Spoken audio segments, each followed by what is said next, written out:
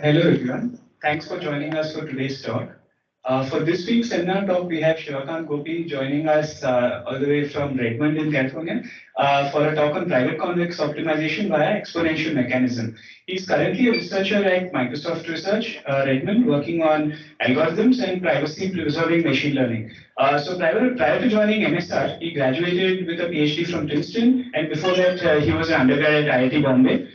With a major in CS and a minor in mathematics. So Sivakanth's research interests lie at the intersection of differential privacy and coding theory. He's broadly interested in theoretical computer science with a special focus on coding theory and applications to distributed storage, cryptography, data privacy, pseudo-randomness, and complexity theory.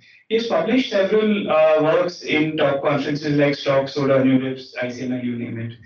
So this talk is on the topic of private optimization. So without further ado, let me hand it to Sivakanth. Thanks for the intro, Rahul. I guess everybody can hear me. So yeah, thanks for the invitation. So I'll talk about our work on private convex optimization via exponential mechanism. This is joint work with Yin Tatley from UW. Now he's at Microsoft Research as well, and Dao Liu, who is a student at UW.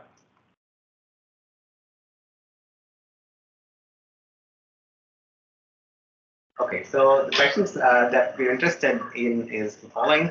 So ML models are trained on private data, and when you do it, there is a risk that these ML models memorize the private training data. So here is a cartoon of XKCD, where you can see that, for example, you train a machine learning model to predict next word, and for your email client, then if police can do this, where you long-lived revolution, our next meeting will be, and then it auto-completes to whatever the secret people have thought in their emails.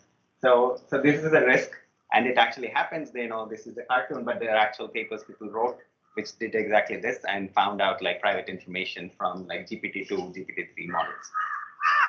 So the question is like, how do we stop this, right? How do we train? So we need data for training our models, and most of it is private. But how do we still train without compromising privacy like this?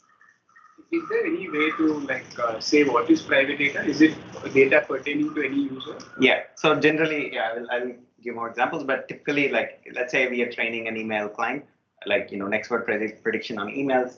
So each user's emails is their private data. So we collect all this data. So we collect all this data from all the users, and then train a machine learning model. And the goal is to preserve the privacy of individual users participating in this database. So there is a technique which is called differential privacy, which is the kind of become the standard to stop this kind of behavior. So, and in the paper where they did such attacks on GPT-2, Carlini et al. They actually tried different mitigation methods, and they claimed that, at least in the paper, that many ad hoc methods fail to stop this kind of memorization, and it is differentially private training that actually stops these models from memorizing. So let me tell you what differential privacy is, and then we'll talk about how do we train. So differential privacy is this algorithmic definition which was introduced by Cynthia Edward, McSherry, Nissim, and Adam Smith in 2006. It has since grown into a really big field. So the definition is this. So if you say an algorithm is differentially private, and there are two parameters called epsilon and delta. So it's epsilon and delta differentially private. Intuitively, what it means is that if there are two databases which are identical except for one user's data. So in this database, there is maybe this user's data is present, and here this user's data is not present. And then you train your algorithm M, and then you output something. Like here, for example, it's a training algorithm which learns a model on this data. So it can be any algorithm M which outputs something. Just looking at this outputs, you shouldn't be able to tell whether it came from this database or this database, right? So any attack is basically, so in general, these algorithms are randomized. So what you'll get is a distribution of outputs. And what we're saying is a statistical notion that these two distributions should be closed no matter, whenever you have two adjacent databases, which only differ in a single user's data. Okay, and then so because the distributions are closed, an adversary cannot tell that this user's data is present. Therefore, there cannot be a privacy violation because you can't even tell the user is present in the database or not, much less like the actual data of that user. Okay, so that is the definition. So more formally, it is quantized like this. So it means that, so as I said, this is a distribution on outputs. And what we want is that for all subsets of outputs, the probability that the output of M of D lies in a set is at most e to the epsilon times probability that M of D prime lies in that set plus delta. And epsilon and delta are some small constants. And so the smaller epsilon delta, more private is your algorithm. And when delta is 0, you don't need to quantize over all sets. You can just take pointwise ratios, like the probability distributions. Pointwise, the ratio is bounded by e to the epsilon, e to the minus epsilon. Can you help me understand what is S there? S is any subset of outputs. And MD is the model. ND is the model that you're outputting, or in general, the output of your training algorithm on database D, or some different. For all databases, like, I'm just trying to understand the order of quantification. So this is for all databases, or yeah, for all adjacent databases, this should be true. Okay, and there's no asymmetry, as in like T is one bit and without. Like, no, it should be true both ways, like whether you exchange DD prime. Sure. It is a symmetric definition. And any reason to exponentiate epsilon, or this part of it? So the reason we exponentiate epsilon is basically that, let's say, we're talking about delta equal to 0. What happens is if you have two algorithms, like you first output M of D, and then there's another other algorithm which outputs like M prime of D, and then you have epsilon 1 and epsilon 2 for differential privacies, then you can clearly see that the combined algorithm, which outputs both things, is epsilon 1 plus epsilon 2. Because of this multiplicativity, like, when you these things multiply, but then the exponents add. So that's the reason. So you want additivity in privacy rather than like multiplicativity. So they just take the log and call that epsilon. The other reason is epsilon itself is large, and because epsilon looks even larger if you do the exponential. So you see that generally in practice, people think of epsilon as like 2, 3, 4. So if you take e to the 3, e to the 4 private, it doesn't look nice. But that's a joke. But yeah, that's the reason. So the probability here is with respect to the algorithm. It's a randomization. It's a randomization, yeah. So because this is a randomized algorithm, the probability is over the distribution of the outputs. Like a bit strong for all S you're asking. So this for all S is kind of like, it's basically like your adversary is all powerful. They can do arbitrary attacks, like computationally unbounded attacks even. So yeah, it is not a cryptographic definition. So there are some cryptographic notions of DP as well, where you don't give the adversary an arbitrary power, but it's a polynomially bounded adversary. And then this is not for all S, for all polynomial attacks, only this. And is it also for all N? Because N can be any model, right? No, M is the algorithm, the training algorithm, not the model. So I'm saying that this training algorithm M is private if the output of the distribution of the models it outputs is the same for D and D prime. So it's a property of the algorithm M. Okay. Any questions? So even if the algorithm was something deterministic, like irrespective of the data, do this, and they should still. Yeah, irrespective of the data, it does something. Yeah. Then it is always private. Yeah, if it is like not even looking at the data, it is completely private. Like the distributions are identical here. Right. Yeah. So this is the notion, and it is becoming increasingly accepted as the privacy standard in the industry, and also even in the government. The recent US census was released using differential privacy, because they felt that if you just release the census information as is, you can get information about, like, you can get individual privacy violations. You can learn about particular individuals by combining all this census data. So they they use differential private algorithms to release the statistics.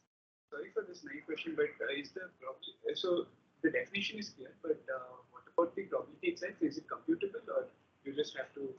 It's not really computable, right? Like if I just give you an algorithm and ask you to compute what is epsilon delta, it satisfies. It's basically computationally expensive computation. You can't do it.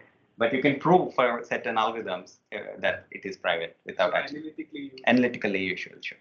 So that's where like theory comes in, because we need to prove algorithmically that, or mathematically that it is private. Are there ways to sort of connect it to more standards distances? In effect, it has a very sort of, if you at least look, squint hard enough, it's a L1 type thing for all. Yeah, actually. Variation distance. Yeah, that's a very good question. Actually, it is very, so it looks at when epsilon is 0, it is L1. Yeah. Right, the total variation distance. The delta is the best delta is the L1 distance. Right. But because of this epsilon, it behaves very differently. And in fact, I'll show later on that it's the privacy of an algorithm is not really quantified by just 2 parameters. Actually, it is quantified by a curve, which is like for every. So if I have an algorithm, for every delta, I can compute an epsilon for such that this inequality is satisfied. Right? So it is actually a function. So delta, you can think of delta as a function of epsilon. If I give you epsilon, then I can compute the best delta. So actually this function is what quantifies the privacy thing. And this function, you can think of it as a notion of distance, but it's not a number. It is actually outputting a function. And I'll come back to that, which is like this function is a very good measure of the distance between two things. And if you can bound this function, absolutely like everywhere, or in some way, you can bound all other divergence measures like KL divergence or Renyi divergence between these distributions and everything. So this is a very strong notion if you look at the whole holistically. If you just look at it as a single constant, it's not as effective. Yeah, you can connect it to all other distances by if you look at the whole set. Okay, so let me define the problem more formally. So specifically private ML. So there are many users, and from each user you collect some data, which is like some input-output pairs, let's say, and you're training some machine learning model to fit this input-output pairs. So your machine learning model has some weights, and then you have some loss function. You want to predict, given yi, you want to predict zi, and then there's a loss function, and you minimize the average loss, right, overall W, and you can do it with gradient descent or some other algorithm, and then the goal is to output the minimizer or approximate minimizer, and do the prediction, right? So the goal is to, the output of our algorithm is this W star, which is the weights of the model, and we want to make this algorithm private. It means that if a user's data is changed or removed from this training process, the distribution of W star, the weights that you output, shouldn't change too much. Okay. So learn a good model while preserving user privacy. And in many cases, this loss function is actually convex in W. That is convex optimization, basically, right? So like regression or logistic regression, many models, we see that it's actually convex. And in this talk, I'll only focus in this convex regime. So you want to remove user data, say a single user data, but you want to do it for all the users. So how do you achieve that? So we want to prove that you can do this add remove, or you can also just say they're changing their data. For example, let's say this user's data is changed to something else, y1 prime, z1 prime. You want to say the distribution doesn't change, and that should be true for any user's thing. We are not changing all of them simultaneously. We only change one at a time and check the distance. And let's say y is some vector. Is it sufficient to change one component of the vector, or would you have to perturb the entire thing, like to an arbitrary? Yeah, they can completely change it to another completely different thing. So if you're just perturbing one component of the vector, that's insufficient. I mean that in the sense that the definition is way stronger. It is saying that even if you change arbitrarily, it is still fine. If you only perturb a little bit, of course, you will get better parameters, like you will get better privacy.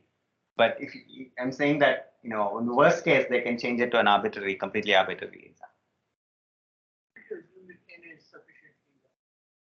Right. Yeah. And in general, it happens. You will only get good algorithms when n is large. In a sense, it makes sense, right? Like you can only learn good models if you have sufficiently many users. Then you don't need to learn a lot from each user. You only need to learn a little bit from each user, and that's intuitively what privacy is. So there is always a trade-off. You will see that at the end there is a privacy versus utility trade-off. More privacy you want, less utility you get, and this trade-off is affected by the number of users. As you get more and more users, this trade-off becomes better and better. And can we use some parametric forms of n, like linear or something, or will we go for something arbitrary? So here in this talk, I'll talk about an arbitrary convex function of W. Yeah, it has to be randomized. Any deterministic algorithm cannot satisfy differential privacy. Okay, so so I said we'll focus on convex optimization. So basically, so our loss functions will be convex. So okay, so I'm thinking of the examples as SI here. So I'm reparameterizing slightly, like using different notation here. So the examples are S1 to Sn, and X is my model weights now. Okay. So I want to learn it. So I want to minimize this function fxd, which is the average of the loss functions over different examples. And I'm assuming that this f is convex in X for every fixed value of S. And the goal is to design an epsilon delta differential private algorithm which outputs X prime, it's the distribution, which approximately minimizes this function. Right? You cannot output the exact minimizer. You will output some distribution which is around the minimizer, and that is the goal. Yeah, it can depend on it. We'll require some conditions as you will see later on to get good results. But so far, let's say it's out. And then and then D prime are neighboring data sets. Right? So it means that they differ in a single user. Example, Si becomes Si prime. So okay, so the first problem that we want to solve is called DP empirical risk minimization, which is just minimize the empirical risk. So what that means is we want to just approximately minimize fxd. That is our goal. So and the excess empirical risk is defined this quantity. So if my algorithm is outputting X prime, which is a distribution. So this M outputs a distribution of outputs. Then the expected cost function, the expected empirical loss minus the optimal empirical loss is the excess empirical risk. So I want to minimize this. I want this expectation to be as close to the true minimum. So this difference is the excess risk that I'm taking. This is the extra cost I'm paying for privacy. So I want to minimize this. So this is defined as the PERM problem. So okay, let's see how we can solve it using DP. So there is this DP mechanism called the exponential mechanism. It is a very basic mechanism, and it's one of the first mechanisms to be invented in DP by McSherry and Talvar. So what is the algorithm? It's very simple. Just sample from this density.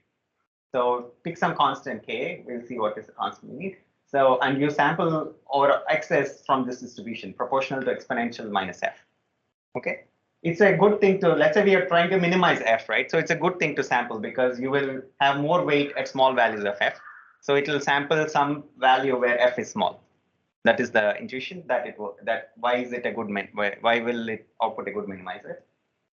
And suppose that this function is also bounded or like has bounded differences, which means that when I f of x minus f of x prime, s prime is bounded always. Let's say when a user's input s is changed, the function value doesn't change. Let's just say function is bounded for simplicity. Then this algorithm and this bound, let's say it's delta f, which is the sensitivity of this function. Then you can show that if the constant k here is epsilon over 2 delta f, then this algorithm satisfies epsilon 0 differential privacy. So a couple of questions. So first question is, so the differential privacy is by changing the user x to s prime rather than removing the user. So it can be, so both are well-defined notions. So you can, some people define it using add remove a user, or some people say user's data is changed. Both are like, they are different definitions, but both are valid. They only differ by constants, really. And if you sample from that density, why do we get, why does it suddenly become private? So yeah, so let's see. So why is this private? Like, in fact, I'm saying that it satisfies epsilon 0 differential privacy, right? Yeah. So it satisfies epsilon zero differential privacy. So what that means is that the ratio of the probabilities is bounded for D and D prime, right? The output distribution density is pointwise, the ratios are bounded. And you can see why that is, because if I just take the ratio of this and the exponential of minus k f x d and exponential minus k f x d prime, then what I'll get is exponential minus k f of x d minus f of x d prime. And that I'm saying is bounded by delta f, right? Everywhere. So supreme over all x. So which means that the ratio is bounded by exponential minus k times delta f. And if I choose k to be epsilon over 2 delta f, that is e to the epsilon by 2.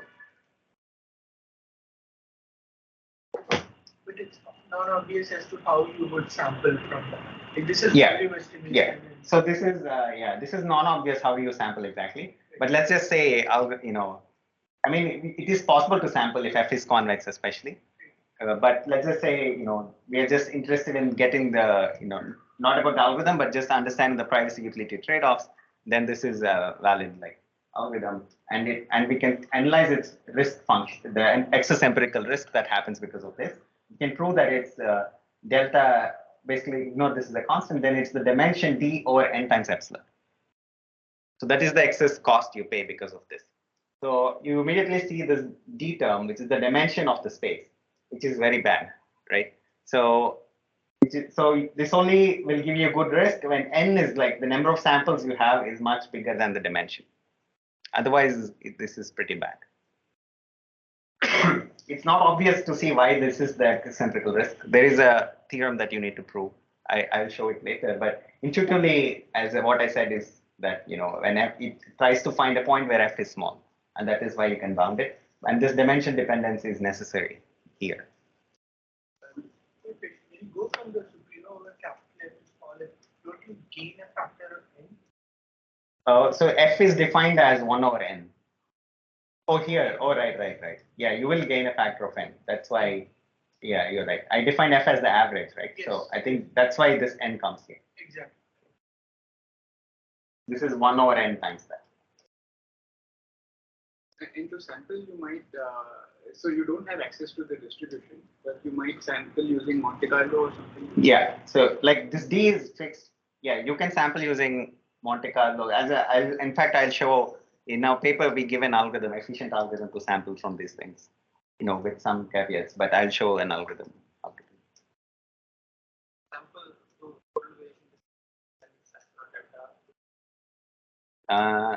yes, that's true. But then, it's actually hard. So generally, the general algorithms to sample, their runtime depends is 1 over delta. If you want to sample the total variation distance delta, then the runtime is 1 over delta. But as we'll see in DP, this delta will be really, really small. The delta is supposed to be 1 over n square or something. So that gives you a really bad runtime. So we want an algorithm which converges log 1 over delta, where delta is the total variation distance. So that, in fact, our algorithm converges like that. So it only depends logarithmically in the dimension and the total variation distance. Okay. So yeah, so this is an algorithm which works well, and you can prove nice things about it. And moreover, this f need not even be convex. All we used is that it just bounded. Okay.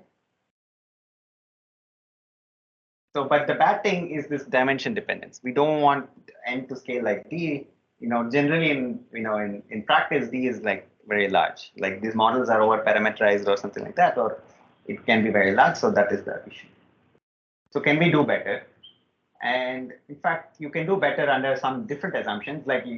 Of course, you assume that f is convex, which is the setting we are in. But you also assume that f is Lipschitz in x. So it means that the gradients of f with respect to x are bounded by some norm g. Okay, so it's a Lipschitz function. We are not assuming that it is smooth. We're just assuming that it's Lipschitz. In the previous slide, if you just go to that definition, I understand why you're taking supremum over s and s prime, but we actually compute x as part of the EL, right? Do we have to take supremum over x? X because of the notion of differential privacy. When we want to prove epsilon zero differential private, it should be pointwise bounded. The ratios are pointwise bounded at every x. And that's why we're taking also supremum over x. Yeah. So at that, I mean, that you can also see why epsilon 0 is very strong, and that's why we are facing a lot of cost. And we'll see now that if you relax it slightly and get epsilon delta, you can do much better. That is this slide basically. So, but then you need some extra assumptions. We are assuming that, of course, it's convex, but we're also assuming that it's Lipschitz, which means the gradients are bounded. This is a reasonable assumption. It's just satisfied in practice. And then we assume that the domain is also bounded in diameter. So the domain we are optimizing over. Okay, under these assumptions, you can do much better. So as I said, the exponential mechanism achieves epsilon 0 differential privacy and gives you GD, D, or an epsilon. Like this is the bound you can prove, which is like roughly dimension over the number of users, D or N, epsilon. And this is also optimal. You can't improve it under this privacy notion. So, but if under these assumptions, and if you only require epsilon delta dp, you can reduce this d to square root d, and we pay a little bit in log 1 of delta. So that is way better. And in fact, you can also, there are algorithms. The first algorithm is like DST 14, and there are subsequent algorithms, but most of these algorithms run by doing gradient descent, noisy gradient descent. I'll explain it a little bit in a bit. So, but using this noisy gradient descent and analyzing it cleverly, the privacy, you can prove that you can achieve this bound, which is much better. So that's a 0 square root d saving. And this bound also, I'm only stating in this regime when epsilon is small. And epsilon is large, you get square root epsilon instead of epsilon. So I'll just ignore that. Think of epsilon is small. In the previous slide, did you also assume G Lipschitz? No. And in practice is no. So in the previous slide, we assumed that the functions are bounded, right? And here and this. So if you have G Lipschitz, so to compare these two fairly, I just wrote the bound on the function values as G times D. Because if you have a Lipschitz function and the diameter is bounded, then the function cannot grow too much. The value of it can grow to at most G times D. So that is, so the absolute bound on the function value is G times D, so which is the same term here. So it is a fair comparison that way. And typically the parameter that is of interest is D, small d. Is small d, yeah. So GD are typically constants. So it's the small d and small n. Anyway, the little n just always comes as in the denominator. So it's the only other interesting parameter is this dimension d.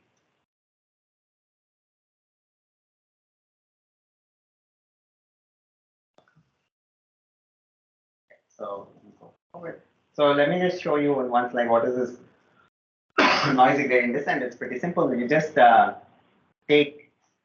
just do noisy gradient descent. Like instead of gradient descent, you add a Gaussian noise to your gradients, right? And then you scale things appropriately, and then you can prove that this actually is differentially private and achieves I mean, it's actually so. This is the algorithm, but then you can't really prove directly that this algorithm. You need to do a lot of tricks on top of this to prove that to achieve the optimal loss.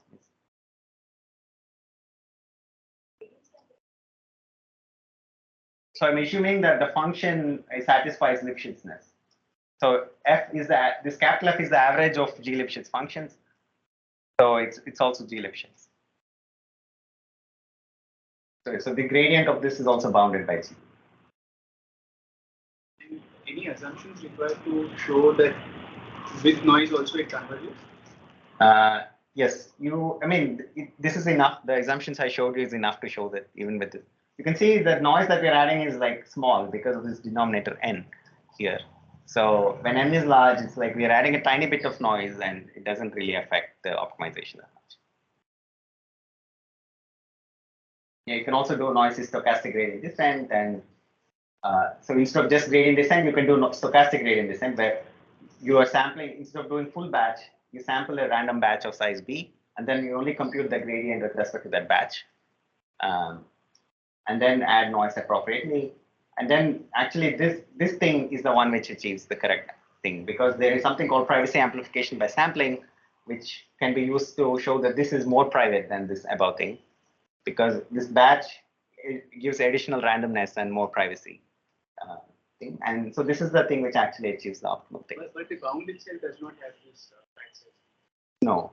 So you have to choose the batch size optimally to get that bound.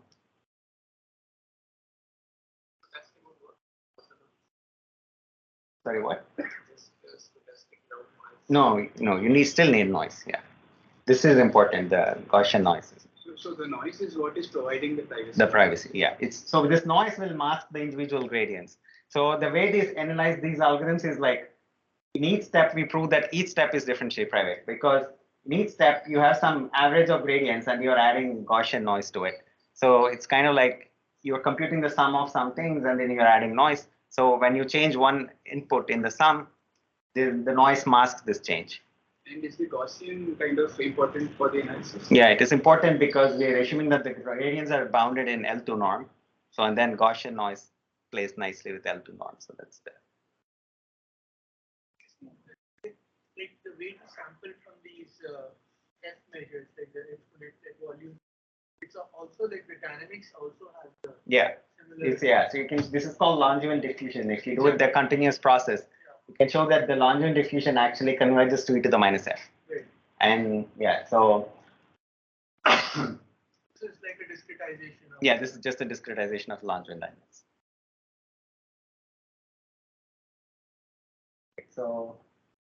So there is another problem which is related, and how are we doing on time? We used half the time. Fine. So there's another related problem which is called DP-SCO. So what is this SCO problem? So here we assume that the actual loss function that we want to minimize is an expectation over an unknown distribution of users. So there is some unknown distribution over all users, and then the actual loss function is the average of losses with respect to this unknown distribution. And what we actually get are samples from this distribution, some finite number of samples, n number of samples. They're like, okay, there are, let's say, 1 billion people in the world, and that is this distribution P. But then we only get to sample like maybe 1,000 of them, and then learn from this 1,000 group. So now how well can we minimize the original function using this finite set of samples? So that is the DP-SCO problem. So given these samples n independently sampled from this distribution P, we want to output x prime, which approximately minimizes f tilde, which is the true function, the true expectation that we want to minimize. And say you don't know P, so right. Then would you have to be differentially private with respect to all users in the population? Yeah, with respect to all users. So it means not really, actually, just with the n users that we are sampling. So we are given n sample users. We're just saying that it should be differentially private with respect to this n people that we sample. Yeah, it's just actual losses. So this is the true loss, whereas what we have access to is just the empirical loss. So most people, we just minimize the empirical loss and hope that it approximates the true loss. And so the goal here is to minimize this excess population risk, where you're trying to minimize f tilde at the output, the expected value of that minus f tilde at the true minimizer of f tilde, which is the true. And true minimizer is with respect to the sample. No. The true minimizer with respect to the global f tilde, which is the true function that we want to minimize. Yeah.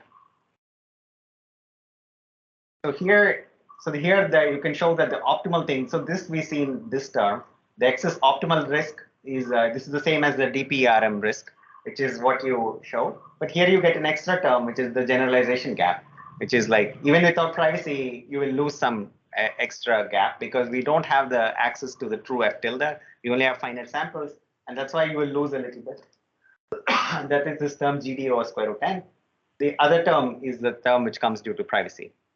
And this is the optimal privacy loss. You can prove that this is optimal. And you can also achieve it. And there are some algorithms which achieve this. And these algorithms are much more complicated. They are not just DPS, that stochastic gradient descent, or not, with batching. They are much more complicated, but you can actually achieve this. So this is where our work comes in. What we want to give is like a unified algorithm which does both the things and which is much more simple. So as I said, these are more complicated algorithms to do this. It seems like weird that, ideally what we just want to say is minimize the ERM function and then you'll also get good generalization, but that's not what these papers do.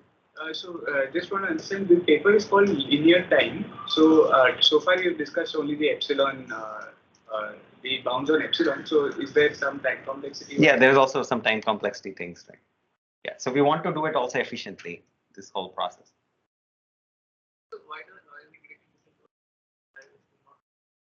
Yeah, it doesn't directly give you because it's somehow hard to prove. Yeah, I'm sure what you need is something called uniform stability bounds. It's somehow hard to prove. They do a lot more tricks on top, so their final algorithm looks extremely complicated. And so in a sense, you are trying to the time complexity question would be in how much time can you get to in how many samples can you get to some epsilon goal around? yeah, it's not exactly an epsilon ball, but you care about the risk rather than I don't care how close or far you are from the true minimizer. I care more about the value of f at what you output versus the value of f at the true minimizer. Yeah, but actually there was also some subsequent work after our paper which showed that in fact, like you can also do this using Langevin dynamics and if you analyze it carefully. So, okay, so yeah, as I said, the issues with prior work is that the bounds, there are two different variants of noise gradient descent you need to do this to get DPSUO, and the algorithms are both complicated. You will need a different algorithm for both things. And because of the complicated algorithms and the complicated analysis, the constants you get are very large. Like even though they are optimal asymptotically, the constants that they get are like quite large. So what we show is that there is a simple modification to the exponential mechanism that we started with, which already achieves the best for both DPERM and DPSCO. So then the simple modification is very simple. You just, I'll show what it is in the next slide. So it's a very simple modification. It will give you optimal privacy bounds. It's like tight even up to the constant kind of privacy bound that you can show for this. And you will get a clean and very simple bounds to the excess empirical risk and excess population risk. I can tell you the constant, they're like 2 or 1, like that. And there's also the proofs are pretty clean, as you will see. There's a clean separation between the privacy proof and the utility analysis. And then we also show that you can implement this modified exponential mechanism efficiently, which is the risk analysis, like how do you bound the risk? Okay, so the modification is very simple. Just add a regularizer to your function and then do this. That's it. So you add an L2 square regularizer, which is pretty common in machine learning, right? You add a regularizer and you minimize the regularized function. So you just add that, and then we'll prove that this actually gives you the optimal DPSCO, DPRM, and everything. Okay, so we just add this is the regularized exponential mechanism.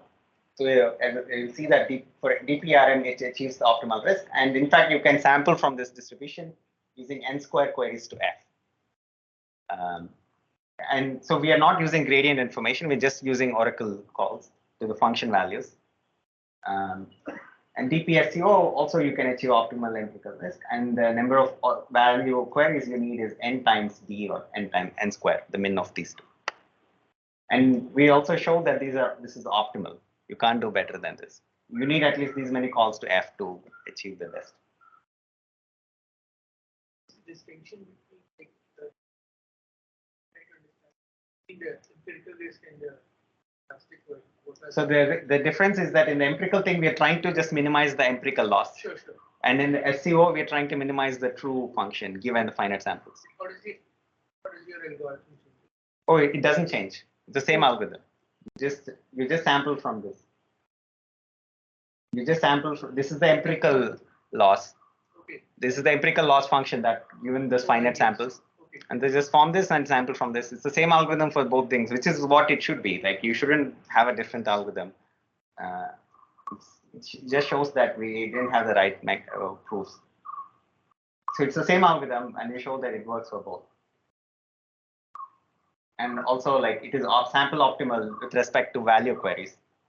So it's an open question to do this with gradient queries. Can you so using gradient queries, we should be able to just get n here instead of n times min, n times p. Okay, so any questions so far? So I have like some 20 minutes. Maybe I'll show a little bit about the proof, privacy proof. Very clearly, you'll get much more information using the gradient.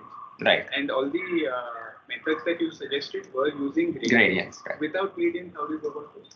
Oh, you can still. It's just that the gradient gives you more information, but right? Like, for example, a gradient gives me, let's say a gradient call gives me d bits of information because gradient has size d, right?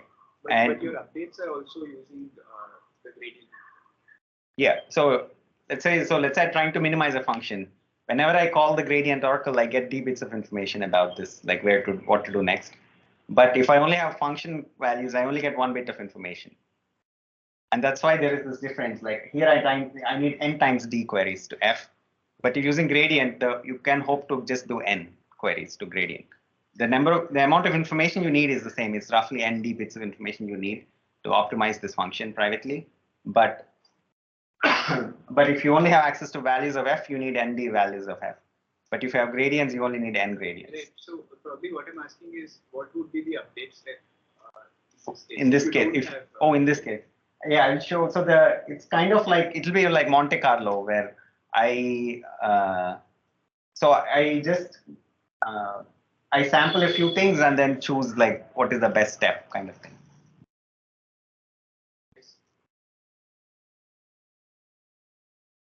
The generalization bounds that you showed in the previous slide, it was for a convex function. Do we have some generalization bounds for the DPSTD for like non-convex functions? Do we have any such?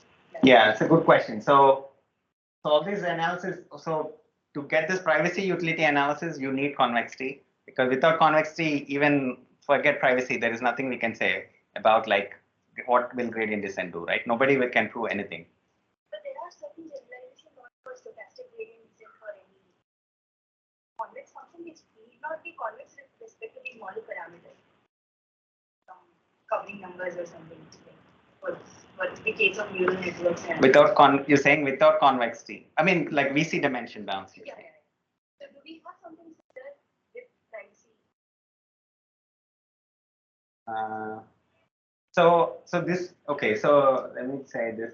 So I think so the VC dimension comes exactly to tell you between like, how do you go from empirical loss to the true loss, right? Like, but then you need to minimize your empirical loss well. Yes, but generalization bounds don't care about that. Right. Yeah. Generalization don't care about that. But how do you prove that you can minimize your empirical loss? For non-convex functions, we don't even know. Yeah. So that's what I'm saying.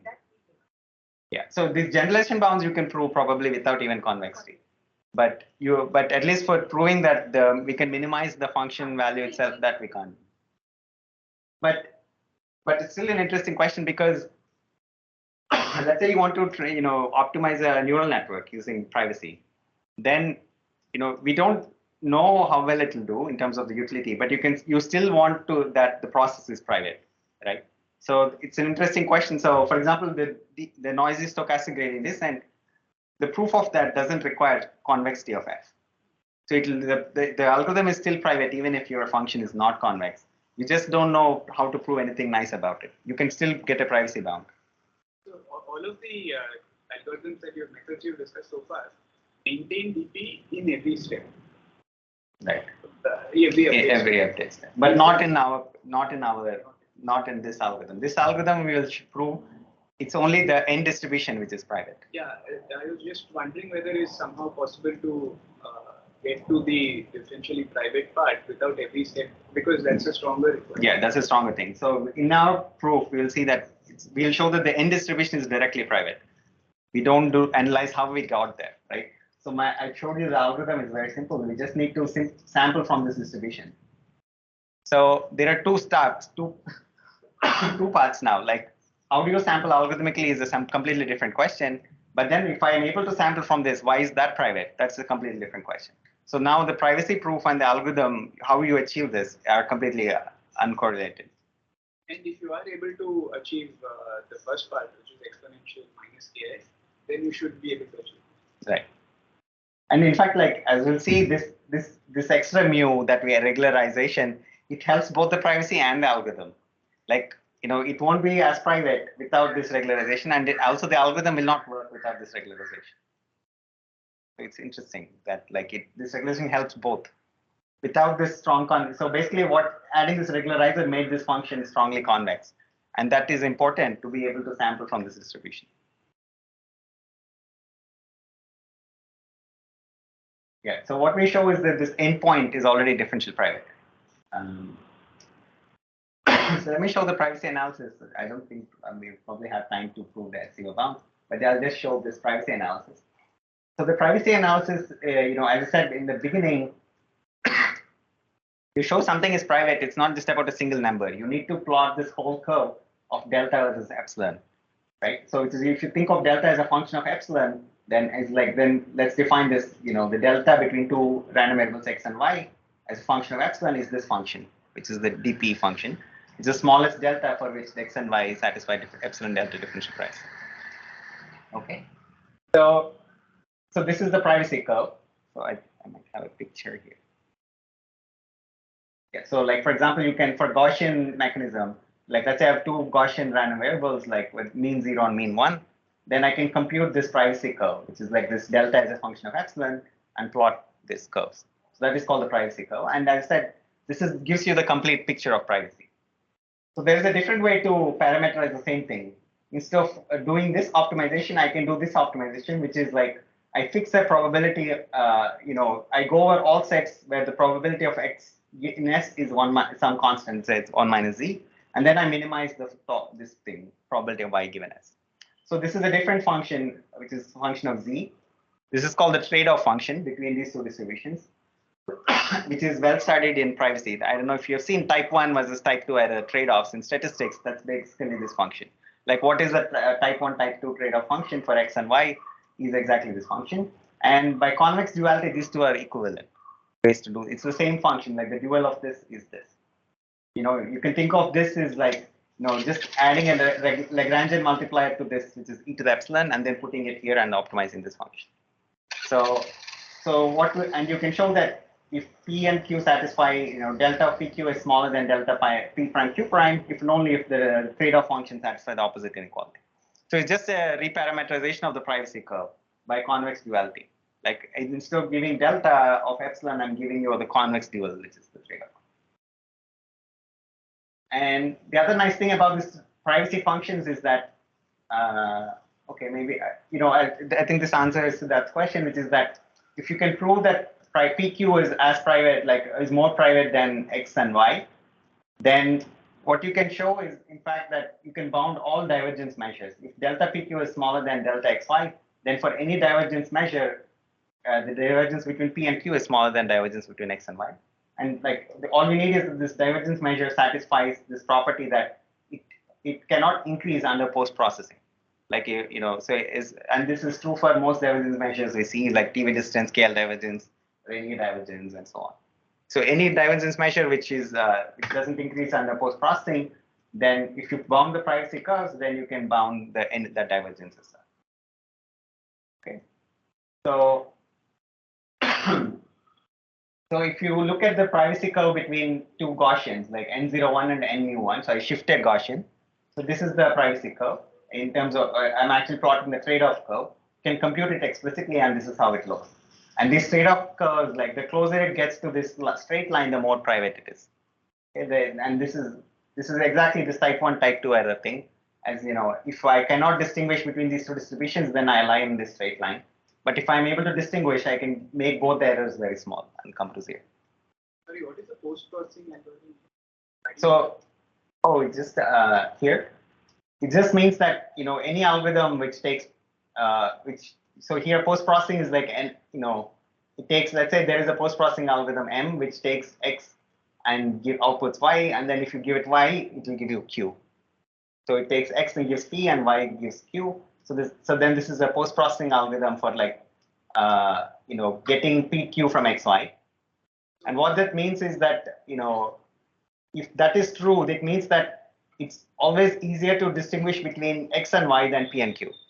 Because to distinguish X and Y, I'll first run this post-processing algorithm and then distinguish between P and Q. So for example, if there's a M such that it takes them to delta. Yeah, then it's like there's zero privacy, because if there's a post-processing algorithm which takes them to delta measures which are different, which are like very easy to distinguish, it means that it's not private at all.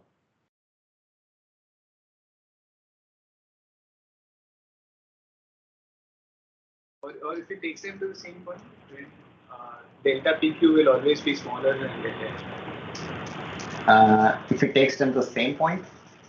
So MX takes. Oh yeah. So it just means that then you're giving a vacuous bound, which is like. Yeah. Anyway, this is not too important. I just wanted to answer so that question that this privacy. If you bound the privacy curves, then you bound all divergences, which are which all the reasonable divergence measures. Okay. So yeah. So what we'll show is that. So yeah, as I said, if you understand, you can analyze the trade-off curve for distinguishing between two Gaussian random variables like n01 and a shifted Gaussian, and that is this well-known. You can form this. You can compute this function explicitly and form this trade-off curve. So we say that a mechanism satisfies mu Gaussian differential privacy if your trade-off curve is better than the trade-off curve between n01 and n1. What that means in words is that it's as hard as it's as hard as to distinguish between MD and MD prime is as hard as distinguishing between n01 and a shifted n01, with shift is mu. So if mu is really small, it's very intuitive to see that it's very hard to distinguish between n01 and n1. Like whether I'm getting sample from n01 or n1, it's you basically can't really tell when mu is small. So it's a way to quantify privacy. I'm saying that my algorithm is as private as that. So it's harder to do this than this. So to distinguish the right-hand side of that expression, you need 1 by mu square sample. Yeah, roughly 1 by mu square samples. Okay, so what this is so the main privacy analysis is basically this.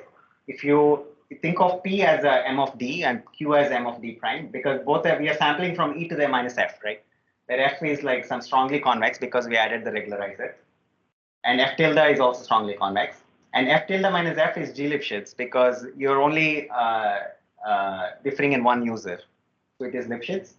And what we want to show is that it's very hard to distinguish between these two distributions. And in fact, I will prove that it's as hard as distinguishing between these two Gaussians. It is as hard as distinguishing between n01 and the shift is G over square root mu. So G is the Lipschitz constant. Okay. And we'll actually get an extra n because of the normalization. So it will be like G over n times square root mu. I removed this n to make it clear, but actually that's why it is really private. I'm saying that it's as hard, it's really hard to distinguish between these two because it's as hard as distinguishing between n01 and shifting it by G over n times square root mu. So it's really private. So just to understand, n of G over n square root mu is the amount of noise you add on every step of your algorithm. No. This is the algorithm which I showed where you sample from regularized exponential mechanism. So there is no each step thing. So it's just if you sample from the distribution, then it is private. Just I'm telling you that this is a distribution, right? This is my n distribution. This is the output of my algorithm, e to the minus f. And this is the output of the adjacent algorithm, like algorithm on an adjacent database, e to the minus f tilde. And I'm saying it is as hard to distinguish between these two as just two Gaussians, which is like slightly shifted.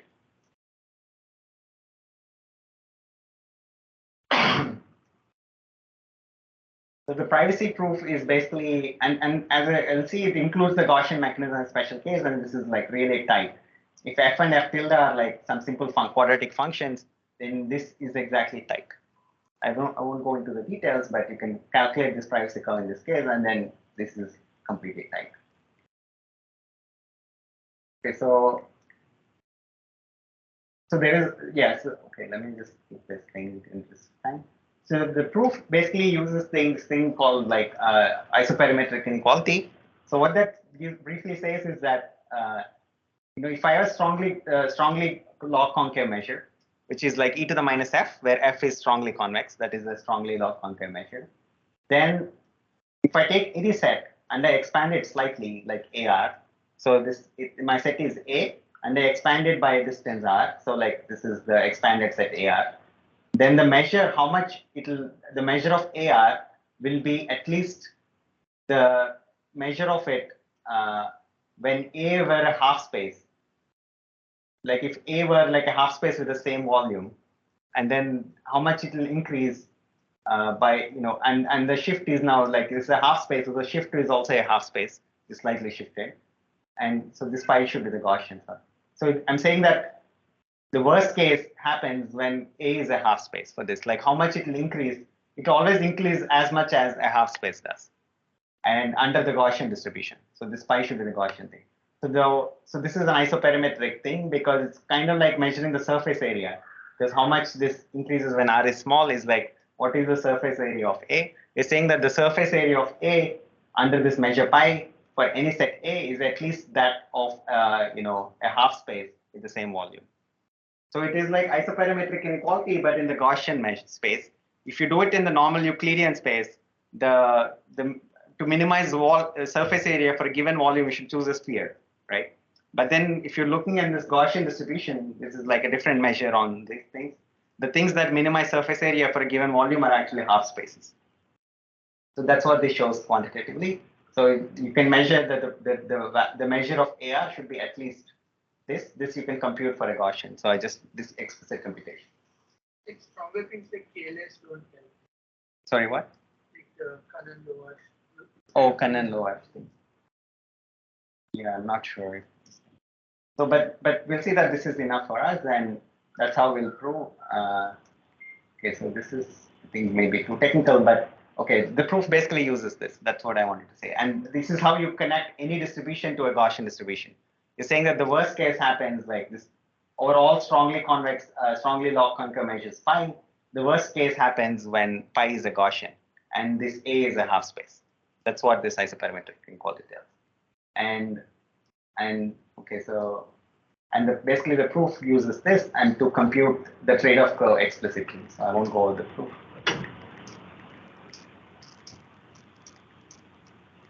But it's basically, I can fit the whole proof in 2 slides. So it's not a very hard proof, but it's just a clever application of the isoperimetric inequality. And then do some integration by parts and stuff.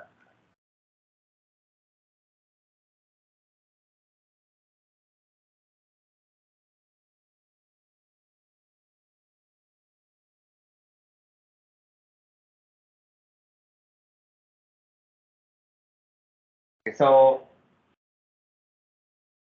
so how do we show the utility? Okay, I can do that. Oops.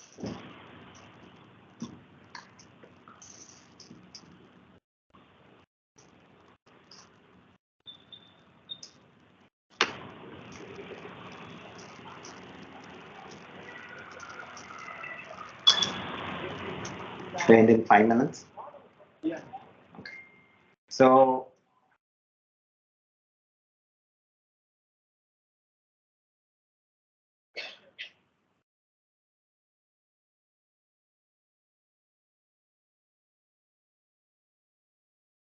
okay, so the utility analysis for DPRN is this nice theorem that it's basically exactly gives us what we want. If you sample from e to the minus kf, then the expected value of f when you sample from this minus the minimum of f is always upper bounded by d over k. This is exactly like tailor-made for our thing. So this is a well-known thing in convex geometry that this is true. So this is just one. You just apply this and you get the utility loss, like the ERM risk for our thing. And the privacy we already showed that it's private. So you can using this you can bound the excess empirical risk by d over k. And this extra term comes because we added a regularizer. So this is the approximation error because of the regularizer. And then now by choosing the best mu, and then we also showed that it is private. So this algorithm is private if k is like some constant. And then so if k is this constant, then it is private. And now just balancing these 2 terms and then choosing the best mu, you will get the optimal empirical risk. Is it some function of Jensen? This one, it's not just Jensen, it's actually more involved. And it doesn't involve the Lipschitz constant? No, so there is no Lipschitz constant. This is just always true for any function. Like it's convex. Exploited the geometry of script k by using other regularizer.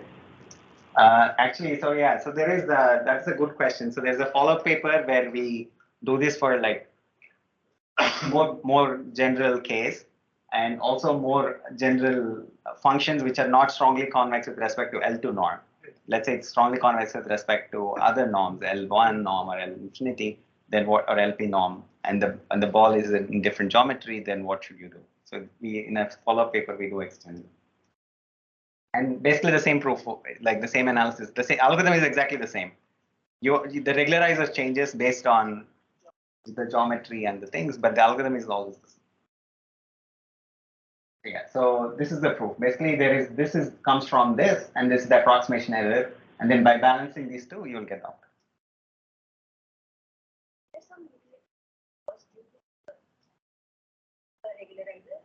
Yeah, so that is this.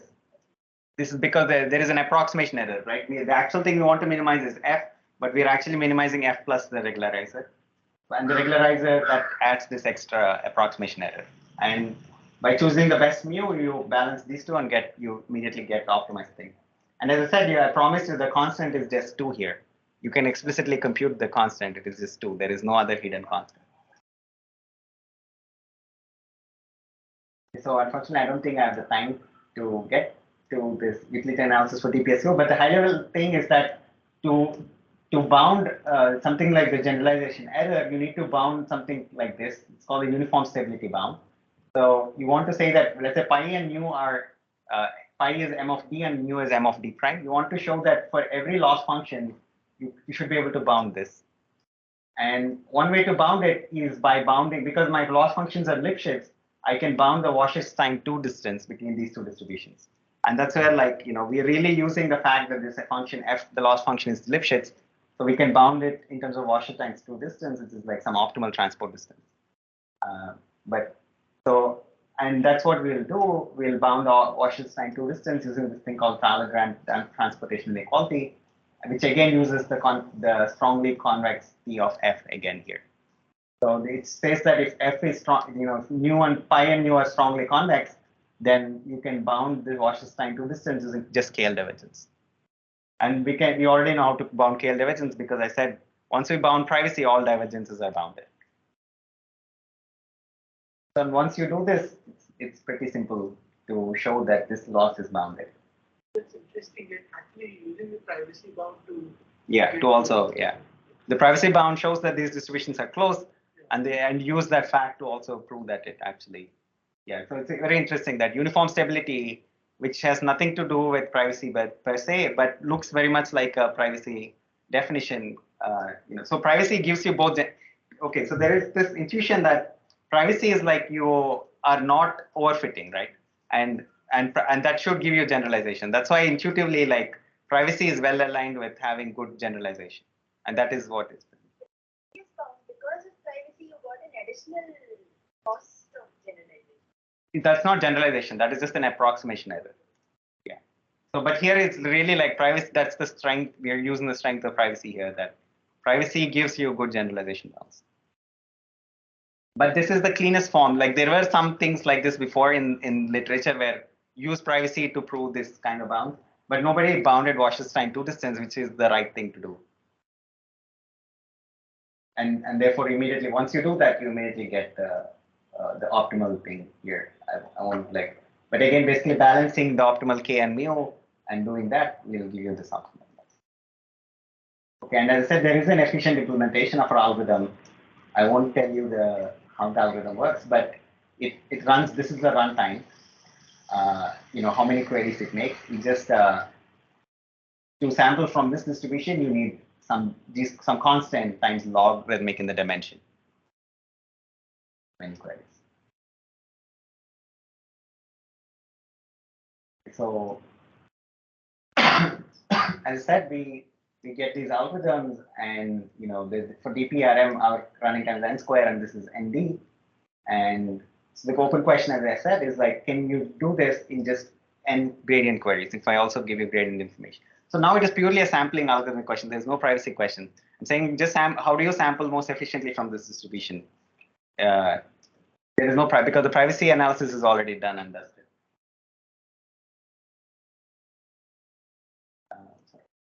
So yes, that is and so far this is still open. There is a lot of work there which does ND queries. So there are lots of works, but nothing gets N.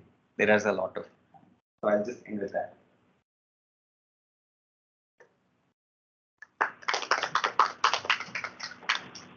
In a sense, like, would these sort of open questions be under the finite time convergence domain?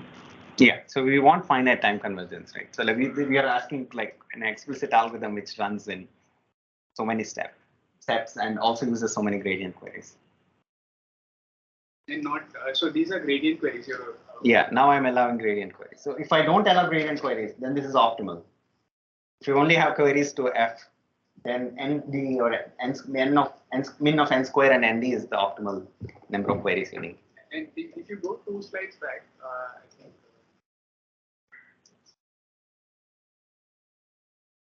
I think. I talked about Just so before this, so yeah. Just show. Yeah. So why would I think before this slide, why would you use so Wasser's time distance is sort of quite a strong distance measure, right? Like, why are you looking to bound? So basically, it boils down to like, so you want to bound. So okay, let's look at this. So this is the bound you want to do, right? So you want to bound since f. Let's say this f hat is the true minimum, and this is the thing. So this is the generalization gap. Like I'm trying to minimize this f of x d, where d is a finite sample, and what I want to minimize is f hat x. So I want to bound this difference. Okay, because if if f of x d is very close to f hat x for every x, then I'm already done. But all you need is actually just prove it for the x that that I'm sampling from, the distribution that I'm sampling from. This is the thing you want to bound the generalization gap.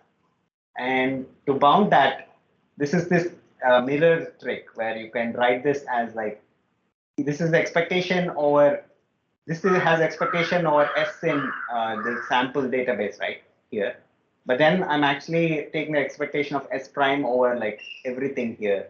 And so this is a small trick which you can write like this as a difference of two things at x and x prime, where x and x prime are like mirror samples. Like I think there is some term for this, I forgot.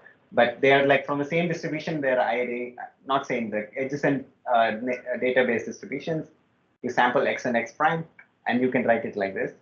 And once you write it in this form, it's very clear why we want uniform stability. Right? This is exactly uniform stability of pi d and pi d prime of our algorithm, because I'm saying this this you can bound by, because f is Lipschitz, it's f the g times the L2 norm of x minus x prime in expectation. So in a sense, like all generalization gaps over convex x can be expressed in some terms of Wasser's time. Yeah, you can all, as long as your functions are Lipschitz. Right. As long as your functions are Lipschitz, you can always do this. There's nothing to do with privacy. This is always like, this is just how do you bound generalization gap for which is why Wasser's time suddenly becomes important, because it's just this step. Like, I'm bounding this by f times the distance between x and x prime. And sorry if I missed it, what is uniform stability? So uniform stability is this thing that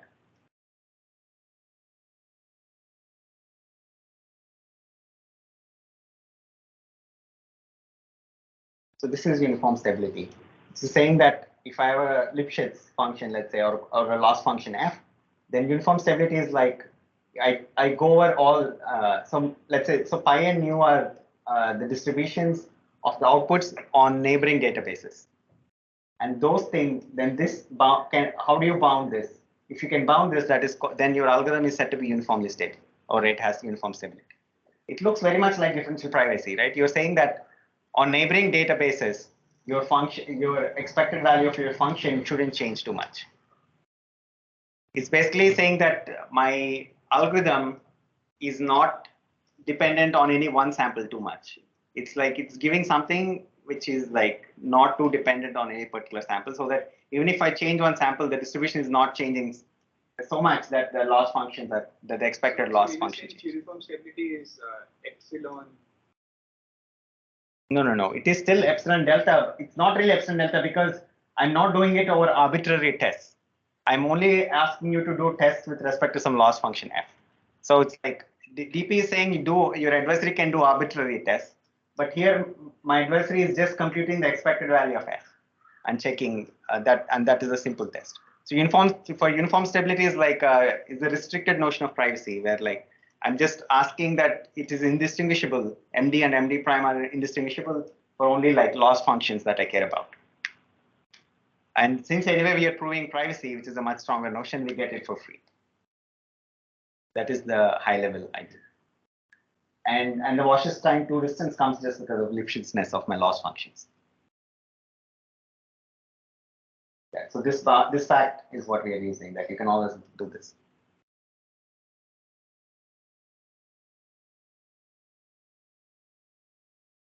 Questions?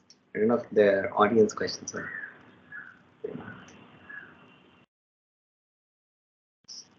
Something will also in the paper. Yeah, it's in the paper.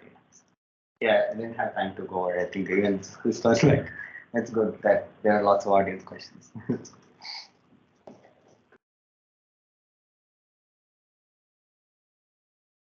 So if there's no more questions, then maybe I can ask Professor Siddharth to present the slides.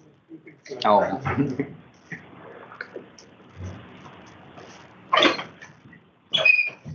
Thank you so much.